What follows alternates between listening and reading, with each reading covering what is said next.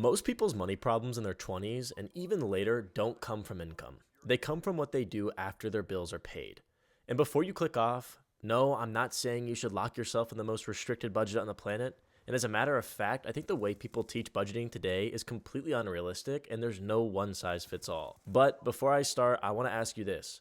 After rent and bills, where do you think a majority of your money is going? Put your answer in the comments because I want to see how many people are like me and spend way too much on eating out or DoorDash. And while you're answering that or checking other comments, let me show you a way to think about your money that actually works in real life. I'm going to be using a realistic example by talking about someone that probably makes $3,500 a month after taxes. And at this age, for most people, about 50% of that is going to disappear immediately. I mean, rent, utilities, insurance, phone, groceries, really anything that you have to pay each month, it's going to. That's roughly $1,750 gone. That 50% is called your baseline. And here's the important part. The baseline isn't where people fail. Everything after the baseline is where the real action starts. If you don't decide what happens next, your money will decide for you. And now this is where the video really starts, in my opinion. From what's left over after that 50% disappearing, about 20% should go towards lifestyle. That's roughly $700 a month. This money is going towards going out, subscriptions, clothes, fun, any type of experience, and even a vacation fund. And this part probably matters the most. Because if you try to eliminate this completely, you will burn out and you will quit. And you need to understand that spending isn't the problem. It's just the unplanned spending. The unplanned spending is obviously something that we've all experienced. Maybe we go out, we spend too much. Maybe we get too much food in 1 month. And that happens, but it's important to at least try to stick around a certain number. Because when lifestyle has a number, guilt disappears. I know there are so many things to do that are a lot of fun, but just be selective and remember that desire is a contract that you make with yourself to be unhappy. If you desire to do something else that's beyond your 20 to 25%, that desire will make you unhappy and it won't even let you enjoy the things that you actually budgeted for. So just always be mindful of unplanned spending moments because they're still going to happen. It's impossible to plan every expenditure, especially when you're out having fun. Now I want to move on to where most people actually mess up. Because after the 50% baseline and 20% lifestyle, you obviously have 30% left. And in our example, that's about $1,050 a month. This 30% is what actually determines whether you stay stuck or move forward. So I want to break this down correctly. 10 to 15% of this should absolutely go to high interest debt first.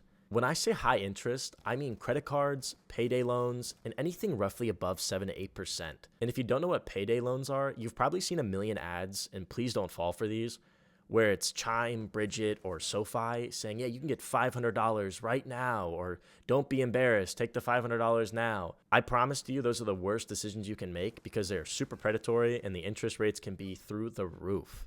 And especially anything from like 15% to 30% interest, try to stay away from this. And if you have already fallen for it, please focus on paying that down as fast as you can. Because at this stage of your life, paying down high interest debt is a bigger guaranteed gain than almost anything else you can do. This is where I want to mention the Avalanche method actually. And this comes in for people that have more than one loan or just more than one thing they need to pay off.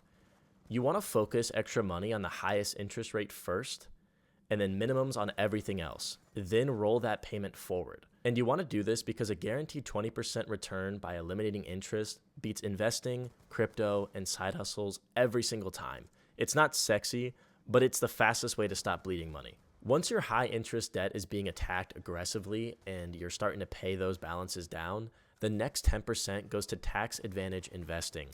This means a 401k, a Roth IRA, or even both. And you should definitely check if the company you work for offers a match on your 401k, because that's pretty much free money and you got to take it. One thing to remember about this 10% allocation is that this isn't about becoming rich next year. It's about not being stressed later in life. Consistency here matters way more than whatever amount you're putting into it. Even a small contribution done early compounds into real freedom. And I'm not saying that as like something cliche. I'm serious. You can look at compounding interest charts anywhere, and you'll see that even $100 a year can actually grow exponentially. Now it's time for the final 5% of your monthly income, which is where usually people mess up everything or where they create real upside. This is for side hustles, learning skills, or speculative investments like crypto. And the key rule here is this money should be intentional and capped, not your emergency fund, not rent money, not hope this saves me. This 5% is only for high risk, high reward plays, but it only works when the rest of your structure is solid. Again, I'm going to bring in the example of someone taking home only $3,500 a month because I want to show you how 5% of that, which would be $175 a month, could surprisingly fund the best investments anyone ever makes. For instance, $175 a month into Bitcoin for 2 years would have been a 40% return, or $2,500 if you started this in 2023. Or $175 a month into using new AI tools could land you a better career because of the leverage you gained. And lastly, $175 a month put into a side hustle like content could even be the start of your own business.